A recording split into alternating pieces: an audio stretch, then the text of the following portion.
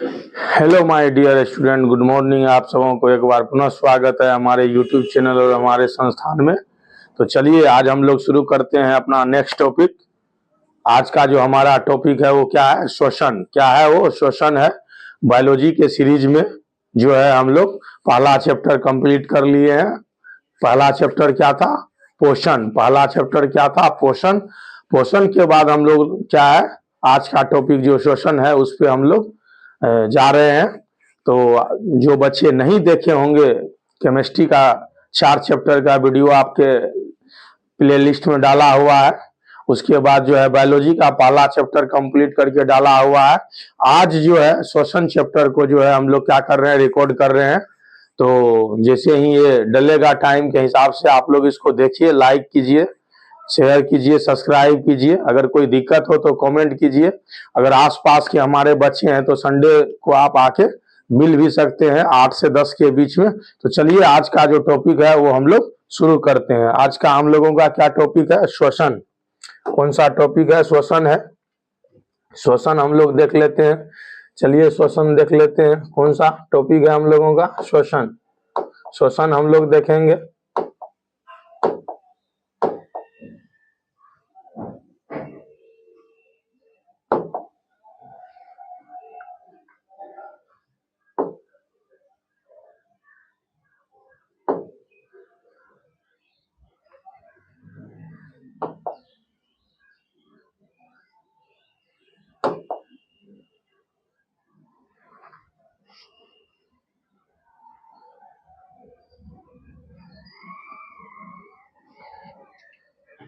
तो ये देखिए,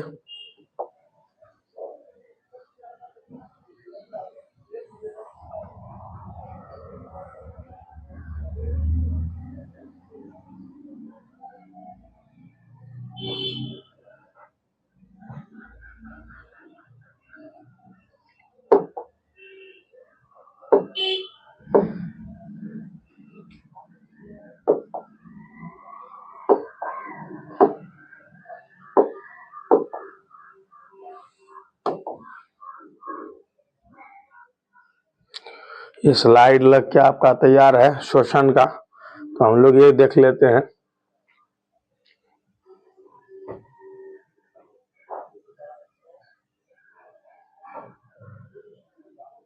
इसको पहले जूम कर लेते हैं। चलिए,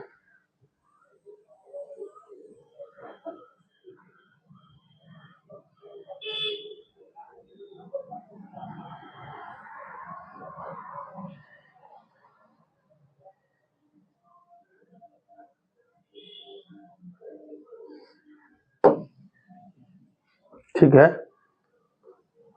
दिख रहा है आप लोगों को? जूम करके आप अपने सेल फोन में, अपने मोबाइल में देख लीजिएगा। आज का जो हम लोगों का टॉपिक है वो क्या है? वो टॉपिक है क्या? श्वसन। क्या टॉपिक है? श्वसन। ठीक है। श्वसन बेसिकली क्या है? एक प्रक्रिया है हमारे शरीर में ऊर्जा के उत्पादन का। ऊर्जा का जो उत्पादन होता है, ऊर्जा का जो उत्पादन होता है वो किसके द्वारा होता है? तो वो श्वसन के द्वारा ही होता है। इस चीज को ध्यान रखिएगा। जितने भी जीवित प्राणी है, उन जीवित प्राणी में ऊर्जा का जो उत्पादन होता है वो श्वसन के द्वारा ही होता है। ठीक है, इस चीज का ख्याल रखना है। पोषण से अपने को क्या मिलता है? अपने को भोजन मिलता है। अपने को भोजन मिलता है जिसको हम लोग क्या कहते हैं? आहार कहते हैं। अब इस आहार का ऑक्सीजन की उपस्थिति में टूटना ही क्या कहलाता है? श्वसन कहलाता है। जब ये टूटेगा और टूटने के बाद क्या बनेगा शरीर के अंदर? एटीपी, जो क्या है? एनर्जी मॉलिक्यूल्स है। जो क्या है? एनर्जी मॉलिक्यूल्स है। ठंड बढ़ने से देखिए किस तरह से सर्दी भी बढ़ रही है। सॉरी इसके लिए। आप लोग यहाँ फोकस कीजिए कि पोषण से जो है सभी जीवों को भोजन या आहार की प्राप्ति होती है, और उस आहार का ऑक्सीजन के प्रेजेंस में टूटना, ऑक्सीजन के प्रेजेंस में टूटना, और टूटना ये क्या कहलाता है? श्वसन कहलाता है। और टूटने के बाद क्या बनता है? एटीपी बनती है, जो क्या है? ऊर्जा के अणु है। और इसी को हम लोग क्या कहते हैं? ऊर्जा उत्पादन कहते हैं। क्या कहते हैं? ऊर्जा उत्पादन कहते हैं। तो एक बार पुनः सुन लीजिए। श्वसन वह जैविक प्रक्रिया है जिसमें कोई भी जीव वायुमंडल से ऑक्सीजन लेता है सांस लेने के क्रम में, और उसके रगों में, उसके ब्लड में जो ग्लूकोज है फूड के रूप में, उसको क्या करता है? वो तोड़ता है। क्या करता है? उसको तोड़ता है। और तोड़ने के बाद एनर्जी का निर्माण करता है, एटीपी का निर्माण करता है, जो एनर्जी बोलने में, चलने में, खेलने में, कूदने में, पढ़ने में, खाने में, पीने में, सोने में, इन सभी क्रियाओं में क्या होता है? खपत होता है। इन सभी क्रियाओं में क्या होता है? लगता है। तो इसी ऊर्जा के उत्पादन, इसी एनर्जी के निर्माण में क्या होता है? ऑक्सीजन का उपयोग होता है। और यह प्रक्रिया ही क्या कहलाता है? श्वसन कहलाता है। क्या कहलाता है? श्वसन कहलाता है। श्वसन का जो फर्स्ट स्टेप है, वो फर्स्ट स्टेप क्या है? वो चीज देख लीजिए। श्वसन का फर्स्ट स्टेप है सांस लेना। क्या करना? सांस लेना। अब ये सांस लेना में दो चीज होता है। एक बार क्या होता है? कार्बन ऑक्सीजन को अंदर लेना, और दूसरा क्या होता है? कार्बन डाइऑक्साइड को बाहर रिलीज करना। ठीक है, इसी प्रक्रिया को कहते हैं श्वास लेना। ठीक है, इस सांस लेना को क्या कहते हैं? निश्वास। और ये कार्बन डाइऑक्साइड को छोड़ना को क्या कहते हैं? उच्छ्वास कहते हैं। इसे इनहेल कहते हैं। ऑक्सीजन लेना, ऑक्सीजन शरीर के अंदर ऑक्सीजन का प्रवेश करना इनहेल कहलाता है। और शरीर से कार्बन डाइऑक्साइड का बाहर रिलीज होना क्या कहलाता है? ठीक है, एक्सहेल कहलाता है। तो इस चीज को भी ध्यान में रखिएगा। ये फर्स्ट स्टेज है। फर्स्ट स्टेज में ये होता है। सेकेंड में क्या होता है? सेकेंड में क्या होता है उस चीज को हम देखेंगे। सेकेंड में क्या होता है, चलिए। जब वायु से, ठीक है, ऑक्सीजन, सिर्फ ऑक्सीजन, ठीक है, हमारे लंग्स का क्या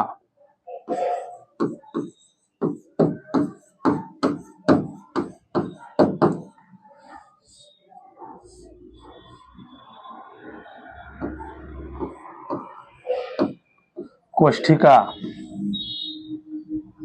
ठीक है, हमारे लंग्स का वायु कोशिका उसको क्या करता है? ग्रहण कर लेता है। क्यों ग्रहण करता है? क्योंकि वायु कोशिका क्या है? एक तरह का कोशिका है। और इसमें क्या होता है? इसमें क्या होता है? रुधिर कोशिकाएं। ये रुधिर कोशिका में क्या होता है? ब्लड। क्या होता है? ब्लड। ठीक है, और ये ब्लड में एक तत्व पाया जाता है जिसको हम लोग कहते हैं एचबी। एचबी बोले तो हीमोग्लोबिन। क्या बोलते हैं उसे? हीमोग्लोबिन। हीमोग्लोबिन। हीमोग्लोबिन क्या है? एक रंजक है, एक वर्णक है, एक तत्व है जो उसमें पाया जाता है। ये वैसा तत्व नहीं है जो केमिस्ट्री वाला तत्व की बात करते हैं। ठीक है, हम लोग ऐसे बोलने के क्रम में बोलते हैं कि पदार्थ है, तत्व है। बेसिकली ये दो प्रकार के पदार्थ से मिलके बना होता है। एक जो है आपका फेरम, और दूसरा जो है ग्लोब। ठीक है, लीन प्रोटीन होता है। इन दोनों के मिलने से हीमोग्लोबिन बनता है। अब ये हीमोग्लोबिन क्या करता है? ये हीमोग्लोबिन क्या करता है? ऑक्सीजन के साथ अभिक्रिया करके क्या कर लेता है? HbO2 का निर्माण करता है। HbO2 का निर्माण करता है। ठीक है, और ये HbO2 क्या करता है? ध्यान से देखिए, ये HbO2 क्या करता है?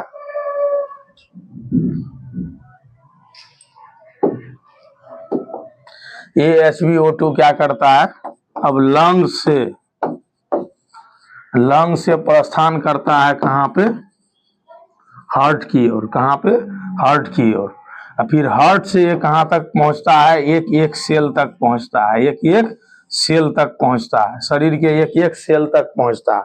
अब एक एक सेल तक क्या पहुंच गया, HbO2 पहुंच गया, ऑक्सीजनेटेड, ठीक है, ऑक्सीजनेटेड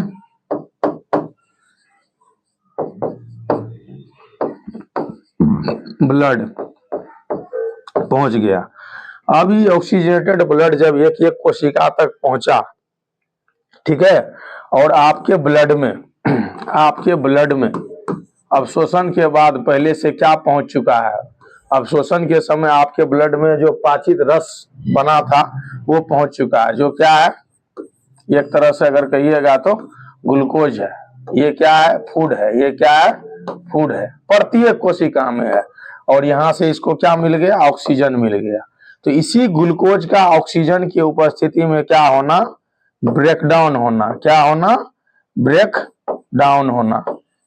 ब्रेक डाउन होना, ब्रेक डाउन होने का मतलब है क्या, टूटना।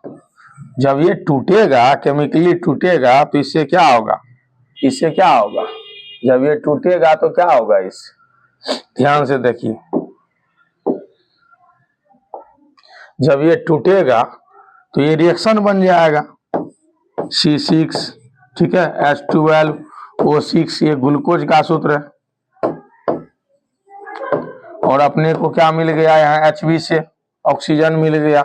ये टूट रहा है, कहाँ टूट रहा है, तो एक एक सेल्स में टूट रहा है, ठीक है। जब ये टूटेगा तो क्या बनेगा, ATP बनेगा। अब ये ATP क्या है, तो ये एनर्जी है,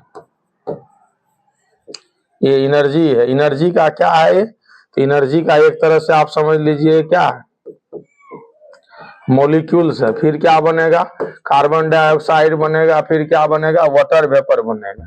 ये कार्बन डाइऑक्साइड पुनः क्या होगा, आपके ब्लड में जो Hb है उससे अभिक्रिया करेगा, और उससे अभिक्रिया करने के बाद HbCO2 बना लेगा। डीऑक्सीजनेटेड ब्लड इसको कहेंगे, डीऑक्सीजनेटेड ब्लड। अब ये डीऑक्सीजनेटेड ब्लड क्या होगा, ये डीऑक्सीजनेटेड ब्लड क्या होगा, सेल से, ठीक है, सेल से कहाँ पहुंचेगा, सेल से कहाँ पहुंचेगा, हार्ट में। कहाँ पहुंचेगा, हार्ट में। पहले हार्ट में पहुंचेगा, फिर हार्ट से वो कहाँ पहुंचेगा, लंग्स में। कहाँ पहुंचेगा वो, हार्ट से लंग्स में। फिर लंग्स से क्या पहुंचेगा, आउट ऑफ बॉडी, और हमारे शरीर के बाहर पहुंचेगा। जब हमारे शरीर के बाहर पहुंचेगा तो वही क्या होगा, कार्बन डाइऑक्साइड, ठीक है। तो पहले चरण में श्वसन का पहले चरण में क्या होता है, सांस लेने की प्रक्रिया। क्या होता है, सांस लेने की प्रक्रिया, जिसमें हम लोग क्या करते हैं, वातावरण से हवा अंदर लेते हैं, उस हवा में ऑक्सीजन होता है। ऑक्सीजन हमारे लंग्स में जो एल्वियोला है, वायु कोष्ठिका है, वो उसको पकड़ता है, उसको ट्रैप करता है। क्यों ट्रैप करता है, क्योंकि उसमें क्या होता है, रुधिर के कोशिका होते हैं, ब्लड की कोशिका होता है, और वो ब्लड कोशिका क्या करता है, उस ऑक्सीजन को पकड़ लेता है और हीमो ऑक्सीजन बना के उसको क्या करता है, हार्ट में पहुंचाता है, हार्ट से पूरे सेल में जाता है। जब पूरे सेल में जाएगा वो, तब जाके वहां पे क्या होगा, तब जाके वहां पे क्या होगा, आपका रिस्पायरेशन शुरू होगा, आपका रिस्पायरेशन शुरू होगा। और रिस्पायरेशन में क्या होगा, तो ब्लड के अंदर क्या है, तो ब्लड के अंदर आपका ग्लूकोज है, ऑक्सीजन आप पहुंचा ही दिए हैं कोशिका में। अब वहां पे क्या होगा, आपका श्वसन शुरू हो जाएगा, आपका श्वसन शुरू हो जाएगा। और इस श्वसन को हम लोग क्या कहते हैं, कोशिकीय श्वसन। क्या कहते हैं, कोशिकीय श्वसन कहते हैं। और जब कोशिकीय श्वसन होगा तो ये ग्लूकोज आपका टूटेगा। ग्लूकोज जब टूटेगा तो एटीपी का निर्माण होगा, जिसको एनर्जी मॉलिक्यूल्स कहेंगे।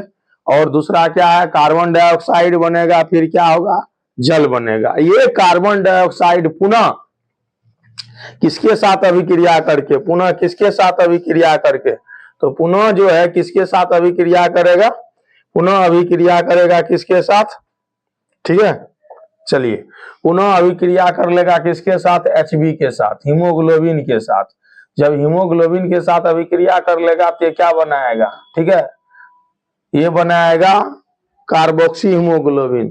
फिर ये सेल से हार्ट में पूछेगा, हार्ट से ये लंग्स में पहुंचेगा, और लंग्स से फिर ये जो है श्वास नलिका के द्वारा, नाक के द्वारा ये क्या किया जाएगा, शरीर के बाहर छोड़ दिया जाएगा। तो ये पूरी प्रक्रिया जो है श्वसन में अपने को पढ़ना होता है। सांस लेना, एनर्जी बनाना, फिर कार्बन डाइऑक्साइड को शरीर से बाहर निकलना, इसी पूरी प्रक्रिया को हम लोग कहते हैं श्वसन। क्या कहते हैं, श्वसन कहते हैं। ये जो 10 मिनट आप देखे, ये है श्वसन का मैकेनिज्म। ये क्या है, श्वसन का मैकेनिज्म है जो बायोलॉजिकली होता है, जैविक रूप से ये क्रियाएं होती है। अब एनसीईआरटी क्या कहती है, उस चीज को देखिए, समझिए, इसको 2 बार 4 बार 5 बार, ये जो टाइम पीरियड था वीडियो का 5 मिनट से लेके 15 मिनट के बीच का, इसको 1-2 बार देख लीजिएगा अच्छे से कि यहाँ क्या होता है, कैसे होता है, नहीं होता है, देख लीजिए इस चीज को ओवरऑल। चलिए अब हम लोग एनसीईआरटी पे चलते हैं। एनसीईआरटी क्या कहती है, ठीक है, अब एनसीईआरटी पे चलते हैं। श्वसन हम लोग देख चुके हैं, एनसीईआरटी पे चलते हैं। एनसीईआरटी क्या कहती है, चलिए फिर एनसीईआरटी के हिसाब से अपने को काम करना है। और ये सभी जीवों में होता है, सिर्फ मानव में नहीं होता है, इस चीज को ध्यान में रखिएगा।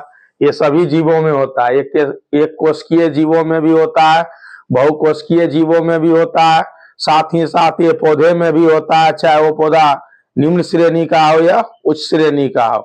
होना सब में ऊर्जा का उत्पादन ही है। पोषण के द्वारा जो हमारे शरीर के अंदर भोजन बनता है, ग्लूकोज बन जाता है, उसी ग्लूकोज का यहाँ टूटना होता है और टूटने से एनर्जी बनती है। इस चीज का ख्याल रखना है। तो 10 क्लास में जो है कुछ 1-2 ऐसे एक माइक्रोब्स है जिसकी बात होती है, बाकी मूल रूप से मानवों की बात होती है कि मानव में श्वसन कैसे होता है। तो मानव में श्वसन कैसे होता है देखिए यहाँ। तो मानव में श्वसन के लिए आपको क्या पढ़ना होगा, मानव श्वसन तंत्र पढ़ना होगा।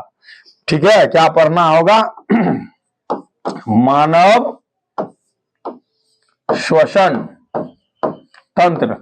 मनुष्य जो है सबसे उच्च कोटि का जानवर है और इसमें हर एक क्रिया के लिए जो है एक तंत्र पाया गया है। पोषण के लिए पोषण तंत्र, श्वसन के लिए श्वसन तंत्र, उत्सर्जन के लिए उत्सर्जन तंत्र, रक्त के मूवमेंट के लिए परिसंचरण तंत्र, फिर जनन तंत्र, ठीक है, तंत्रिका तंत्र। तो एक एक तंत्र को हम लोग पढ़ेंगे ये 8 चैप्टर में, ये 4 चैप्टर कंबाइन होके एक चैप्टर जो है। तो सबसे पहले अपने को जानना होगा मानव श्वसन तंत्र में कौन कौन सी संरचना पाई जाती है, ये कहाँ से शुरू होता है। तो मानव श्वसन तंत्र जो शुरू होता है, ये नाक के ये 2 छिद्र जो देख रहे हैं इससे होता है, जिसको नासिका द्वार कहते हैं। ठीक है, ये देख लीजिए ये दोनों छिद्र। ठीक है, नाक का जो मेनली काम है वो नाक के अंदर जो एक कोशिका है वो सूंघने का काम करता है चीजों को। ये जो है स्मेल सेंस के लिए, बट हवाओं को अंदर ले जाना, हवाओं को छोड़ना, ये भी इसका कार्य है। सबसे पहला जो है वो है नासा द्वार। क्या है, नासा द्वार। उसके बाद दूसरा क्या है, ग्रसनी।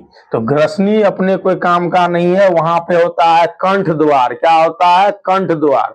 उसी के पड़ोसी होता है निगल द्वार। तो निगल द्वार पोषण का पार्ट होता है और कंठ द्वार श्वसन का पार्ट होता है। चलिए तीसरे नंबर पे हमारा क्या है, कंठ द्वार। कंठ द्वार के बाद नीचे पाइप सरकेगी जिसको हम लोग कहेंगे श्वास नली। क्या कहेंगे, श्वास नली कहेंगे। ये यहाँ से यहाँ ये जो ट्रेकिया आप देख रहे हैं, ये देख लीजिए ट्रेकिया जिसको कंठ कहते हैं। दबाने पे लोगों की मृत्यु हो जाती है क्योंकि यहीं से सांस अटका दिया जाता है। ठीक है, उसको ही हम लोग कहते हैं श्वास नली। फिर आगे जब जाइएगा तब क्या शुरू होगा, श्वसनी। फिर जो है क्या शुरू होगा, श्वासनिका। फिर जो है आप फेफड़े में इन कर गए, आपका अब क्या होगा, फुफ्फुस, जिसको हम लोग कहेंगे फेफड़ा। और फेफड़ा के अंदर क्या होगा, फेफड़ा के अंदर क्या होगा, कुपिका कोष, जिसको हम लोग क्या अभी बोले थे, वायु कोष्ठिका। वायु कोष्ठिका। और उसके अंदर ही क्या होगा, रुधिर वाहिनियां, जिसको रुधिर कोशिकाएं भी हम लोग कहते हैं। तो ये संरचनाएं मूल रूप से पाया जाता है किसमें, किसमें पाया जाता है, मानव श्वसन तंत्र में। मानव श्वसन तंत्र में। एक बार हम इसको जूम कर देते हैं ताकि कोई दिक्कत ना हो। 5 नंबर का क्वेश्चन इससे डायरेक्ट आता है बाबू, ये चीज ध्यान से देखिएगा। 5 नंबर का क्वेश्चन इससे डायरेक्ट आता है। देखिए यहाँ पे तो सबसे पहला पार्ट है नासा द्वार। ये नासा द्वार कहाँ होता है? ये नाक का जो छिद्र है वही नासा द्वार है। सबसे पहले नासा द्वार है, 2 नंबर पे ग्रसनी है, 3 नंबर पे कंठ है, 4 नंबर पे श्वास नली, ठीक है, 5 नंबर पे श्वसनी। उसके बाद क्या है? उसके बाद क्या है आपका? श्वासनिका, जिसको हम लोग क्या कहते हैं? ब्रोंकी कहते हैं, ब्रोंकियोल्स कहते हैं। ब्रोंकी और ब्रोंकियोल्स, ये पार्ट ऐसे जाएगा और ये 2 भागों में बंट जाएगा, 2 भागों में बंट जाएगा। इस चीज को कहते हैं ब्रोंकी। क्या कहते हैं? ब्रोंकी। और ये पार्ट जो है क्या कहलाएगा? देख लीजिए यहाँ पे ब्रोंकीज कहलाएगा, वही है। उसके बाद जो है आपका है फुफ्फुस, ठीक है, अंगूर के गुच्छे के समान संरचना जो स्पंजी होता है उसको हम लोग कहते हैं फुफ्फुस या फेफड़ा। उसके अंदर होता है एक एक अंगूर के समान संरचना, जिसको एल्विला या कुपिका कोष्ठ या वायु कोष्ठिका कहते हैं। उसके अंदर ही क्या होता है? ब्लड वेसल्स होता है। उसके अंदर क्या होता है? ब्लड वेसल्स होता है। चलिए, एक चित्र को हम लोगों ने देखा, अब इसके संरचना पे गौर से ध्यान दीजिए, संरचना पे गौर से ध्यान दीजिए। देखिए यहाँ ये इसका संरचना है, कैसे ये काम करता है देख लीजिए। ये जूम कर दिए। अब यहाँ पे चलेगा चर्चा, ठीक है। सबसे पहले इसको साफ कर देते हैं। ये पूरा का पूरा जो है स्लाइड गंदा हो चुका है। एक एक संरचना जो पिछले पाठ में मैंने आपको बताया। अब चलिए, अब हम लोग इस चित्र पे गौर करते हैं। किस पे? इस चित्र पे गौर करते हैं। ये चित्र किसका है? ये चित्र है मानव श्वसन तंत्र का चित्र है, ह्यूमन रिस्पिरेटरी सिस्टम का चित्र है, फिगर है। चलिए, तो सबसे पहले आपका क्या है? 1 नंबर नासा द्वार।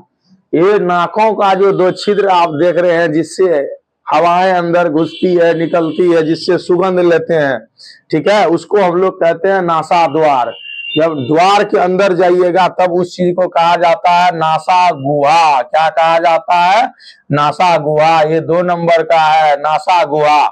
नासा गुहा से अंदर जब सरकिएगा, जहां पे जो है हमारा ये मुख गुहा समाप्त होता है, वहीं से ग्रसनी शुरू होती है, जिसका 2 अलग अलग द्वार होता है, एक निगल द्वार और एक कंठ द्वार।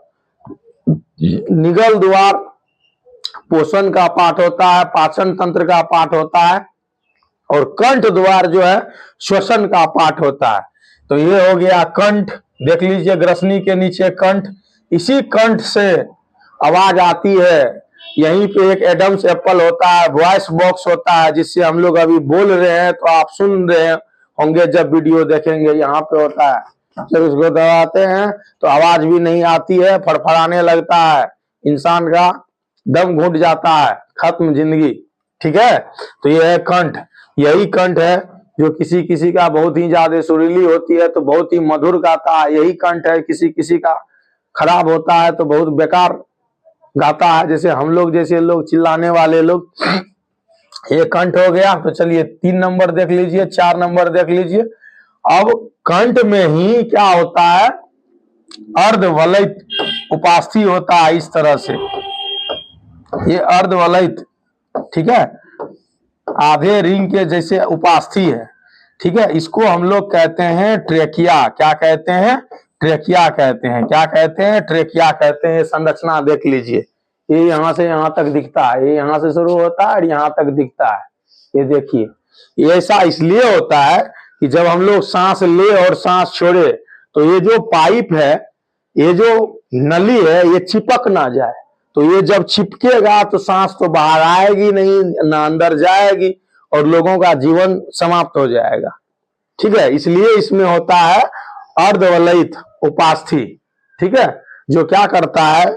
इसको चिपकने से रोकता है, चिपकने से रोकता है, और आसानी से सांस जो है अंदर आते जाती रहती है, ठीक है। चलिए, तो ये उपास्थि का बना होता है। उपास्थि क्या है?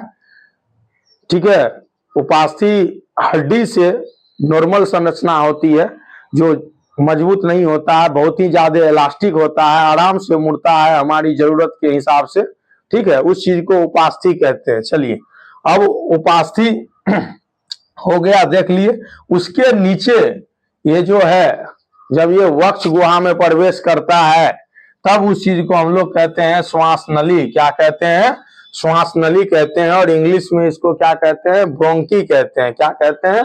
ब्रोंकी कहते हैं। और ये आगे जाके वक्ष गुहा में जो दो अलग अलग लंग्स का चैम्बर होता है, उसमें ये क्या होता है? बंट जाता है। क्या होता है? बंट जाता है। तब हम लोग इसे क्या कहते हैं? श्वसनी कहते हैं। और इसको इंग्लिश में क्या कहते हैं? ब्रोंक्यूल्स कहते हैं। क्या कहते हैं? ब्रोंक्यूल्स कहते हैं। चलिए, ठीक है, ये पार्ट है। ब्रोंकी हो गया, ब्रोंकीज हो गया, ब्रोंक्यूल्स हो गया। अब ये और भी आगे ब्रांच में, शाखाओं में बढ़ता चला जाता है, अंगूर के गुच्छे के समान, जिसको हम लोग क्या कहते हैं? श्वासनिका कहते हैं। और ये जो संरचना आपको दिख रहा है, ये संरचना, ठीक है, ये संरचना देख लीजिए। ये एक्चुअल में ये है लंग्स। ये क्या है? लंग्स। ठीक है, ये देखिए, इसी को हम लोग कहते हैं फुफ्फुस। क्या कहते हैं? फुफ्फुस कहते हैं। ये स्पंजी होता है, खोखला होता है अंदर से, उसके अंदर ये संरचनाएं पाई जाती है। ठीक ना, देख लीजिए इस चीज को, इधर भी है। अब इसके अंदर क्या होता है? कुपिका। क्या होता है? कुपिका। इसको ही क्या कहते हैं? एल्वियोला कहते हैं। तो ओवरऑल जो कहानी है ये कुपिका का ही है। ये कहानी किसका है? कुपिका का ही है। इसी कुपिका में क्या पाया जाता है? रुधिर। ठीक है, रुधिर वाहिनी, वाहिनी, ठीक है, जिसको हम लोग क्या कह सकते हैं? एक तरह से, ठीक है, रक्त की कोशिका कह सकते हैं। रक्त कोशिका, ठीक ना। ये रक्त के कोशिका में क्या पाया जाता है? ये रक्त के कोशिका में क्या पाया जाता है? तो रक्त पाया जाता है, ब्लड पाया जाता है। और ये ब्लड ही क्या करता है? ये ब्लड ही क्या करता है? ऑक्सीजन को पकड़ता है, ऑक्सीजन को ट्रैप कर लेता है। जब ऑक्सीजन को ये पकड़ लेता है तो फिर ये यहाँ से इसको हार्ट में ले जाता है, हार्ट से एक एक कोशिका तक पहुंचाया जाता है। फिर वहां पे रिस्पायरेशन की प्रक्रिया होती है और पुनः कार्बन डाइऑक्साइड को क्या करता है? हार्ट में, और हार्ट से लंग्स में लाने का काम करता है। फिर लंग्स से इसी पाइप के द्वारा आपको क्या किया जाता है? नासा द्वार से बाहर कर लिया जाता है, जिसको हम लोग कहते हैं सांस छोड़ना। क्या कहते हैं? सांस छोड़ना। तो सांस छोड़ने में क्या होता है? कार्बन डाइऑक्साइड बाहर आता है। सांस छोड़ने में क्या होता है? कार्बन डाइऑक्साइड बाहर आता है।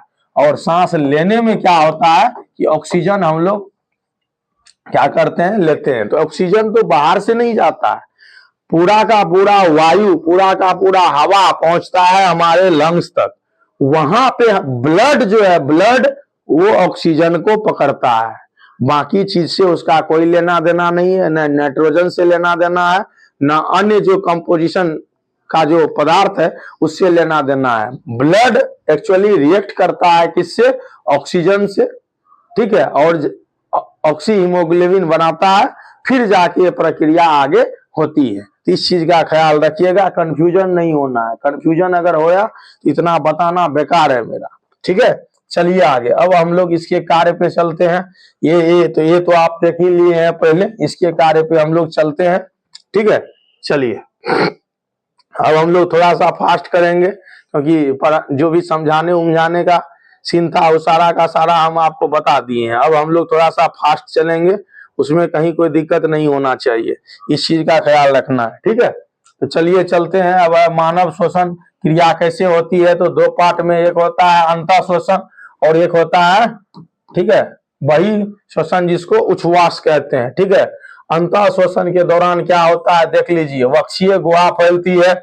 जब सांस लेते हैं तो ये छाती जो है पूरा एकदम फैल जाता है, चौड़ा हो जाता है, क्योंकि सांस जाता है।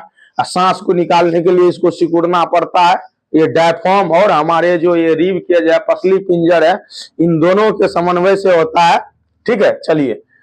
और वक्ष गुहा अपने मूल आकार में वापस आ जाता है जब सांस छोड़ना होता है। पसलियों से संलग्न पेशियां सिकुड़ती है और पसलियों की पेशियां जो है शिथिल हो जाती है। ठीक है, वक्ष ऊपर और बाहर की ओर गति करता है, ऊपर और बाहर की ओर गति करता है, जिससे सांस लेना और सांस छोड़ना ये प्रक्रिया चलता रहता है।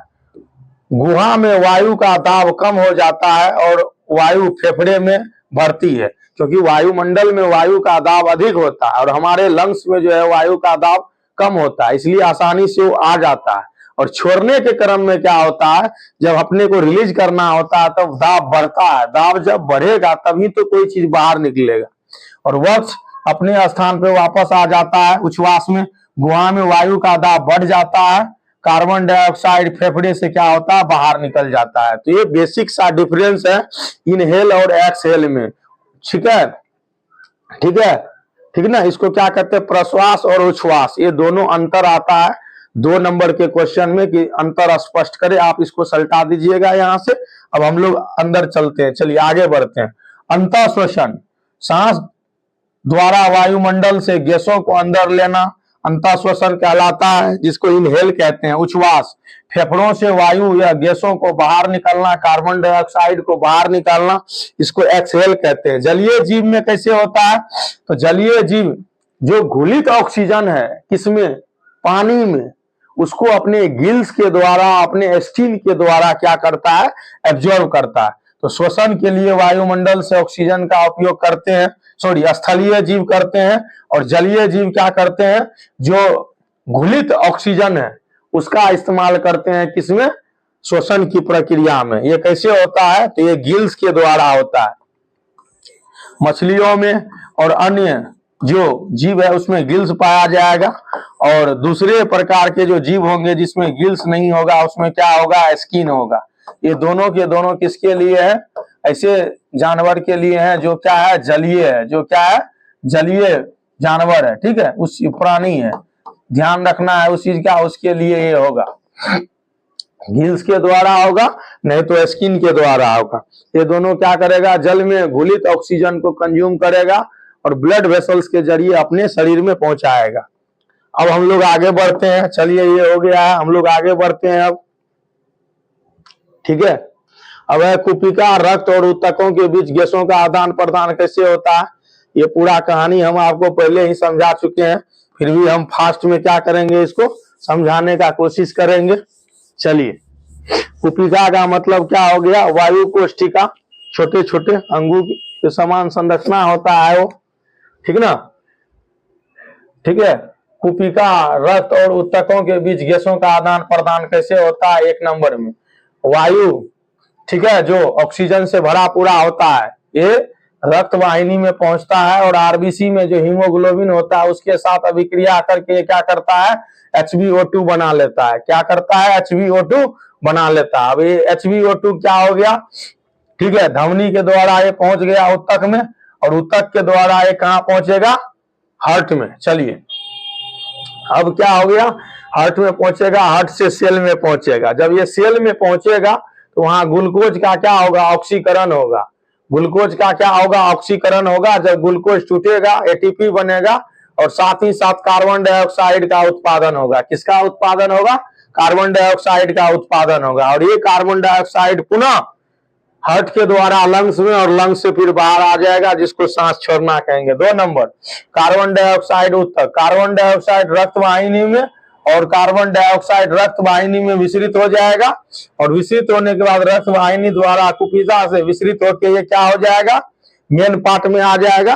फिर कार्बन डाइऑक्साइड का क्या हो जाएगा, मोचन हो जाएगा या विमोचन हो जाएगा, और ये शरीर से बाहर निकल जाएगा। ये आप देख लीजिए, ठीक है। तो ओवरऑल श्वसन प्रक्रिया में यही होता है कि हम लोग क्या करते हैं, अपने वातावरण से, अपने वायुमंडल से, अपने पर्यावरण से सांस लेते हैं। उस सांस में ऑक्सीजन रहता है, वो ऑक्सीजन क्या होता है, हमारे ब्लड से अभिक्रिया करके एक एक कोशिका तक पहुंचता है, वहां पे ग्लूकोज को तोड़ के एनर्जी का निर्माण करता है। उसी क्रम में कार्बन डाइऑक्साइड बनता है, उस कार्बन डाइऑक्साइड को पुनः ब्लड क्या करता है, प्रत्येक कोशिका तक से हार्ट में लाता है, और हार्ट से वो लंग्स में आता है, और लंग्स से पुनः वह वापस कहाँ आ जाता है, वायुमंडल में आ जाता है। तो ये जो पूरा का पूरा प्रोसेस है, इसी को हम लोग क्या कहते हैं, श्वसन कहते हैं। तो एक शब्दों में श्वसन वह प्रक्रिया है जिससे जीव क्या करते हैं, ऊर्जा का निर्माण करते हैं। क्या करते हैं, ऊर्जा का निर्माण करते हैं, और उस ऊर्जा का इस्तेमाल करता है वो अपने दैनिक जीवन में तमाम प्रकार की जो क्रियाएं करता है, उस क्रियाओं को संपादित करने में। ऊर्जा की कमी रहेगी, हम बोल नहीं पाएंगे, हम क्लास नहीं ले पाएंगे, आप पढ़ नहीं पाएंगे, आपका मन नहीं लगेगा, आप बीमार महसूस करेंगे। इसलिए क्या करना है, ससमय हर काम करना है और अपने ऊर्जा के लेवल को बरकरार रखना है। ठीक है, तो आज आपको पता लगा होगा कि हमारे शरीर में ऊर्जा कैसे बनता है, ऊर्जा कैसे बनता है। इस चीज को क्या करना है, ध्यान से रखना है। ठीक है, तो पूछा जाएगा, तो ऊर्जा जो बनता है वो एटीपी के रूप में बनता है। किसके रूप में, एटीपी के रूप में। ठीक है, किसके रूप में बनता है, तो एटीपी के रूप में बनता है। ठीक है, इसको ध्यान में रखिएगा। ये क्या है, तो ये ऊर्जा का अणु है, ये ऊर्जा का क्या है, अणु है। ठीक ना,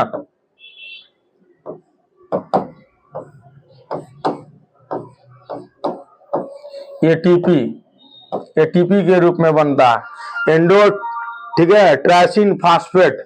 ठीक है, इसका जो है फुल फॉर्म होता है, उसी के रूप में बनता है। ये चीज ध्यान में रखना है इस चीज को। ठीक है, और यही पूछा जाता है श्वसन में। और कुछ भी अगर जानिएगा तो उसका प्रकार होता है दो तरह से, एक होता है वायवीय और एक होता है अवायुवीय श्वसन। ठीक है, वायवीय श्वसन के लिए जो है वायु को का होना बहुत जरूरी है, ऑक्सीजन का होना बहुत जरूरी है। और अवायवीय श्वसन में क्या होता है, ऑक्सीजन का अभाव होता है, ऑक्सीजन की जरूरत न के बराबर होती है, हवाओं की जरूरत नहीं होती है। बहुत सारे ऐसे बैक्टीरिया हैं जिसको श्वसन के लिए हवा की, ऑक्सीजन की जरूरत नहीं है। अगर उसको ऑक्सीजन मिलेगा तब वो मर जाएगा, तो उसका भी एक प्रकार है। हम लोग वायवीय हैं, हम लोगों को श्वसन के लिए ऑक्सीजन की जरूरत है, वायु की जरूरत है, तो हम लोग वायवीय हैं। ठीक है, वायवीय श्वसन में ही क्या होता है, एटीपी का निर्माण होता है, ऊर्जा का उत्पादन होता है। जब कभी हमारे शरीर में अवायवीय श्वसन हो जाता है तब वहां ऊर्जा का निर्माण ना होकर वहां क्या होता है, लैक्टिक एसिड का निर्माण होता है। किसका निर्माण होता है, ठीक है, ठीक है, लैक्टिक एसिड का निर्माण होता है। किसका निर्माण होता है, लैक्टिक एसिड का निर्माण होता है। ठीक ना,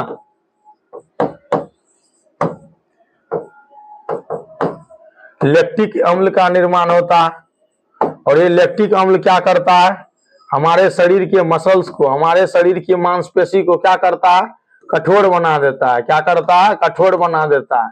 ठीक है, और कठोर बनने के बाद हमारा पूरा शरीर जो है क्या करता है, दर्द करने लगता है। कभी कभी ज्यादा होने से मसल्स क्रैम्प भी हो जाता है, जो बहुत ही दुखदायी होता है। तो एथलेटिक्स, जो खिलाड़ी है, जो पहलवान है, जो जिम करता है, उन लोगों को इसका ध्यान रखना चाहिए कि ये पर्याप्त मात्रा में अपने को क्या करना है, ऑक्सीजन लेना है। जैसे ही हम लोग अचानक सडनली कोई हार्ड वर्क करेंगे और एट ए टाइम हमारे शरीर को उतना ऑक्सीजन नहीं मिल पाएगा, तो उसकी भरपाई के लिए हमारा कोशिका क्या करेगा, अवायवीय श्वसन करेगा। कैसा श्वसन करेगा, अवायवीय श्वसन करेगा। और जब अवायवीय श्वसन करेगा तब हमारे शरीर में एटीपी का निर्माण ना होके हमारे शरीर में क्या बनेगा, लैक्टिक एसिड बनेगा। और ये लैक्टिक एसिड क्या करेगा, ये लैक्टिक एसिड हमारे मसल्स को कठोर करेगा। जब ये कठोर हो जाएगा तो हमारे शरीर में दर्द होगा, पूरा बदन दर्द करेगा, और कभी कभी ज्यादा होने पे मसल्स क्रैम्प्स भी हो जाएगा, जो और भी दुखदायी होगा। तो ये दो तरह का श्वसन हम लोग देखते हैं, वायवीय श्वसन और अवायवीय श्वसन। वायवीय श्वसन का जो प्लेस होता है, ये जो होता है वो कहाँ होता है, वो होता है माइटोकॉन्ड्रिया में। कहाँ पे, माइटो, ठीक है, कोंड, ठीक ना, कोंड्रिया में। माइटोकॉन्ड्रिया क्या है, power house of the cell. Power house of the cell हमारे कोशिका में पाए जाने वाला एक ऐसा कोशिकांग है जिसको power house of the cell कहते हैं। ये कोशिका के लिए क्या करता है, ऊर्जा निर्माण का काम करता है। ये कोशिका में ऊर्जा बनाने का काम करता है, इसलिए हम लोग उसको क्या कहते हैं, power house of the cell कहते हैं। ठीक है, इस चीज को ध्यान में रखिएगा। ये कहाँ होता है, ये होता है माइटोकॉन्ड्रिया, ठीक है। माइटोकॉन्ड्रिया में ये एक स्थल है, ये एक क्या है, स्थल है, जगह है ये, ठीक है। ये एक स्थल है, जगह है। कहाँ पे भाई, तो कोशिका में। कहाँ पे, कोशिका में। कोशिका में माइटोकॉन्ड्रिया एक तरह का क्या है, कोशिकांग है, जो कोशिका में पाया जाता है। इसी को हम लोग क्या कहते हैं, ऊर्जागिरी। क्या कहते हैं, ऊर्जागिरी, power house of the cell. इसे क्या कहा जाता है, power house of the cell, ठीक है, समझ गए। तो माइटोकॉन्ड्रिया में क्या होता है, वायवीय शोषण होता है। वायवीय शोषण होता है, कैसा शोषण होता है, वायवीय शोषण होता है। और इससे अपने को क्या मिलता है, एटीपी बनता है, एनर्जी मिलती है। ठीक इसके विपरीत, ठीक इसके विपरीत जो है क्या होगा, अवायवीय शोषण होगा। अवायवीय शोषण होगा हमारे शरीर में इमरजेंसी में, और उससे क्या बनेगा, उससे क्या बनेगा, उससे बनेगा लैक्टिक अम्ल। क्या बनेगा, लैक्टिक अम्ल बनेगा। और ये इसका स्थल कहाँ है, ये कहाँ होता है, ये होता है कोशिका द्रव में। ये कहाँ होता है, कोशिका द्रव में होता है। तो ये सब चीज ऑब्जेक्टिव में आता है, इसलिए हम उस चीज को भी आपको क्या कर रहे हैं, बता रहे हैं, समझा दे रहे हैं। अब इस चैप्टर में इससे ज्यादा और कुछ नहीं है जो इम्पोर्टेंट है। बाकी है तो बहुत कुछ, लेकिन इम्पोर्टेंट कुछ भी नहीं है। तो चलिए कल का हम लोगों का टॉपिक क्या रहेगा, परिसंचरण तंत्र या परिवहन तंत्र रहेगा। आज के सीरीज को, आज के ये टॉपिक को, ठीक है, यही समाप्त करते हैं। आप लोग इसी तरह से बने रहिए, देखते रहिए, लाइक कीजिए, शेयर कीजिए, सब्सक्राइब कीजिए। चलिए एक बार पुनः आप सबों का बहुत बहुत धन्यवाद जो हमारा वीडियो देखते हैं। जय हिंद, जय भारत, वंदे मातरम।